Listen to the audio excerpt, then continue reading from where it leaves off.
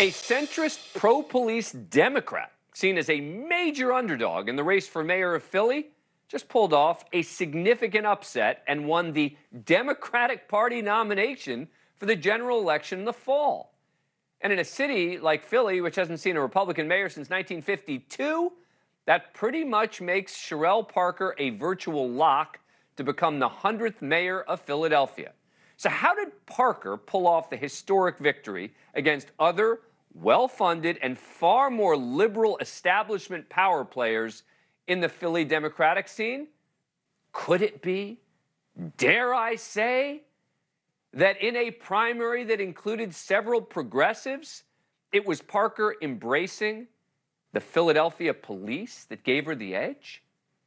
The 50-year-old city council majority leader ran on a tough-on-crime platform, even promising to restore the controversial police tactic known as stop and frisk, which gives officers the authority to stop someone if they have a, quote, reasonable suspicion they have committed, are committing, or are about to commit a crime. According to the Philadelphia Police Department, homicides in the city climbing steeply over the last half dozen years, with 2021 and 2022 hitting a scary threshold of 500. 2021 doubling the amount of homicides in 2016. Parker also pledged to hire 300 new cops to join the Philly police force, which is already the fourth largest force in the country. Now, during a March interview, when it was pointed out to her that hiring 300 new officers would basically be a wash since 300 officers retire every year, Parker had a quick response. I also offered a solution. I said we should rehire retirees without stopping their pension benefits, have them on desk duty or inside the office doing administrative work, and get able-bodied men and women, back on the street. Joining us now is Dom Giordano, longtime Philadelphia radio show host on WPHT, tapped into the pulse of the city, tends to be right of center, but has interviewed Cherelle Parker several times on his show. Thank you so much for coming on. Appreciate it. So how did she win this one?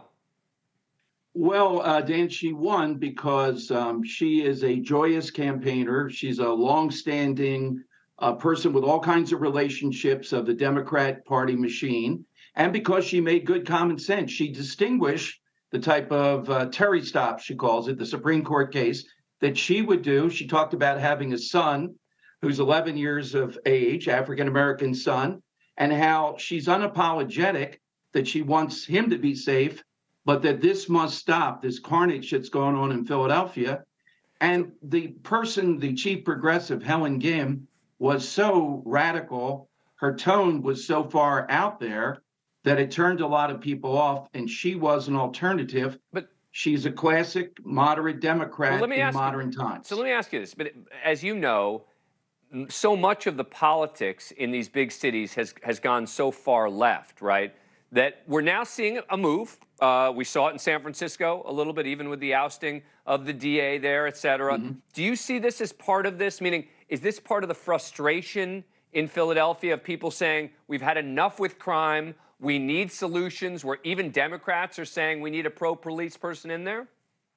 Well, in certain neighborhoods. She lives not too far from where I live, Dan, in Philadelphia. And these are black and brown neighborhoods, minority neighborhoods that she appealed to that are suffering the worst carnage. The progressives, they did well with whites that were higher income, 100,000 plus, interesting, that kind of thing. And I think we're seeing this dynamic, but it takes the type of candidate. Cherelle Parker on my show, here's the point. She made a decision to come on my show, knowing people were telling her, you're going to go on with that guy? And I made a decision to put her on, even though she's more liberal, over a year ago. And we've had this kind of synergy in talking about things again and again and again. And she found a sweet spot where I think Democrats can go. She's anti-safe injection sites. She's pro-community policing, not just throwing 300 cops out there. And she's able to work that through her own personal story and her son. Mm-hmm. And she is a very tough debater, very tough to push off that point. If you can find a candidate this good with those positions, yes, you're going to win in big cities.